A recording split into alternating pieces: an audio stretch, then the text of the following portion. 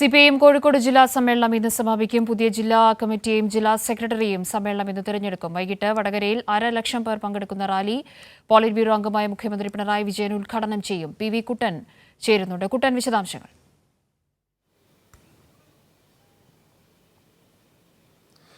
കാവ്യ, കഴിഞ്ഞ 3 ദിവസമായി വടകരയിൽ നടന്നുവരുന്ന CPIM കോഴിക്കോട് ജില്ലാ സമ്മേളനം ഇന്ന് സമാപിക്കും. ഇപ്പോൾ സമ്മേളനത്തിന്റെ നടപടിക്രമങ്ങളുടെ ഭാഗമായി ഇപ്പോൾ CPIMന്റെ ജില്ലാ സെക്രട്ടേറിയറ്റ് യോഗം ചേരുകയാണ്. അത് കഴിഞ്ഞ് CPIMന്റെ ജില്ലാ കമ്മിറ്റി യോഗം ഉണ്ടാകും. 11 മണിയോടുകൂടി ഇന്നത്തെ നടപടിക്രമങ്ങൾ ആരംഭിക്കും.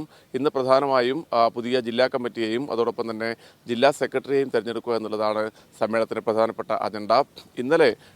ഇന്നലെയും മിനിയാന്നുമായി നടന്ന പൊതുചർച്ചയ്ക്ക് ജില്ലാ സെക്രട്ടറി P. മോഹൻ മാസ്റ്ററും അതോടൊപ്പം തന്നെ മുഖ്യമന്ത്രിയും പോളിറ്റ് ബ്യൂറോ അംഗവുമായ പിണറായി വിജയനും മറുപടി നൽകിയിരുന്നു. വളരെ സജീവമായ ചർച്ചയായിരുന്നു സമ്മേളനത്തിലുണ്ടായിരുന്നത്. സംഘടനയെ മുന്നോട്ട് നയിക്കുന്ന വരും വർഷങ്ങളിൽ മുന്നോട്ട് നയിക്കുന്നതിനാവശ്യമായ ക്രിയാത്മകമായ നിർദ്ദേശങ്ങളടങ്ങിയ വളരെ സജീവമായ ചർച്ചയായിരുന്നു ഇന്നലെയും മിനിയാന്നുമായി സമ്മേളനത്തിലുണ്ടായത്. ഇന്ന് 11 മണിക്ക് തന്നെ പുതിയ ജില്ലാ കമ്മിറ്റിയെയും ജില്ലാ സെക്രട്ടറി, അതിനുശേഷം ജില്ലാ കമ്മിറ്റി യോഗം ചേർന്ന് ജില്ലാ സെക്രട്ടറിയെയും തിരഞ്ഞെടുക്കും.